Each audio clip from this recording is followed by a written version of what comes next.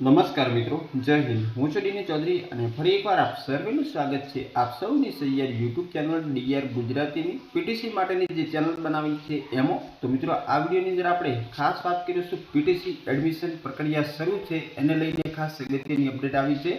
ઘણા બધા મિત્રોના જે મેસેજ હતા કે પીટીસી એડમિશનની જે પ્રક્રિયા અટકેલી છે એના વિશે કંઈક અપડેટ આપો। તો મેરિટ યાદી અને કોલેજ પસંદગી ક્યારે આવશે, પ્રવેશ પ્રક્રિયા હવે પછી ફરીથી ક્યારે શરૂ કરવામાં આવશે, નિયમોની અંદર ખાસ મિત્રો ફેરફાર કરવામાં આવશે અને ફરીથી ફોર્મ ભરાશે કે નહીં એની પણ વાત કરીશું। સાથે સાથે સંપૂર્ણ માહિતી તમને આ એક જ વિડીયોમાં મળશે અને દરેક વિદ્યાર્થીઓ માટે આવી અત્યંત મહત્વપૂર્ણ અપડેટ મેળવવા માટે આજે જ અમારી ચેનલને સબસ્ક્રાઇબ કરો।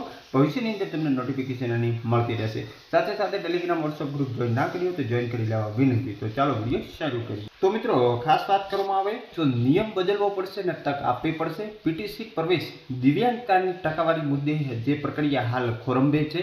ગુજરાતની પીટીસી કોલેજોમાં પ્રવેશ માટે સરકારના 2012ના નિયમો મુજબ દિવ્યાંગ કેટેગરી માટે 75% દિવ્યાંગ હોય તેવા વિદ્યાર્થીઓને આ કેટેગરીનો લાભ આપવાનો નિયમ છે।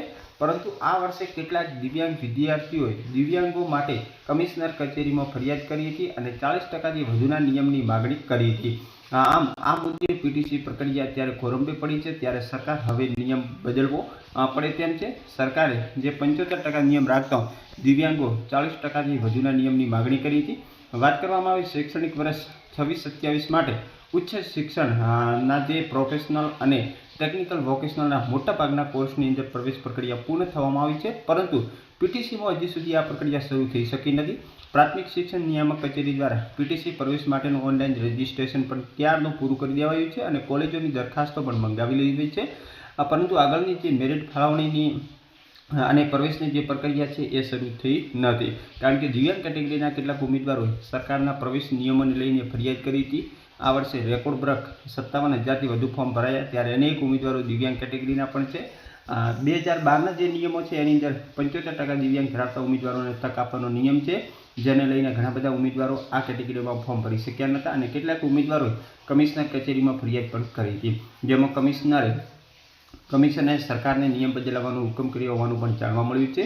દિવ્યાંગોની રજૂઆત હતી કે ભરતીથી માંડી ઉચ્ચ શિક્ષણના વિવિધ કોર્સના પ્રવેશમાં 40%થી વધુ દિવ્યાંગ હોવાનો નિયમ છે। આમ ફરિયાદ અને હુકમ બાદ સરકારે નિયમોમાં ફેરફાર કરવો પડશે અને નવા ઠરાવ બાદ ફરીવાર રજિસ્ટ્રેશન કરવું પડશે। એટલે જે પણ દિવ્યાંગોને લાભ નથી મળ્યો એમને કદાચ આગામી સમયની અંદર ફરીથી જે રજિસ્ટ્રેશન અને ફોર્મની પ્રક્રિયા શરૂ થશે એના વિશે જ્યારે પણ આવશે એટલે વિગતવાર તમને આપણી ચેનલ ઉપર અપડેટ આપી દઈશું। તો હાલ પૂરતી જે અપડેટ હતી તેમને આપી દીધી છે કે આના કારણે અત્યારે પ્રક્રિયા અટકેલી પડી છે। તો ફરી મળીશું નવી અપડેટ સાથે નવા વિડીયોની અંદર। ત્યાં સુધી જય હિન્દ, જય ભારત। Thanks for watching.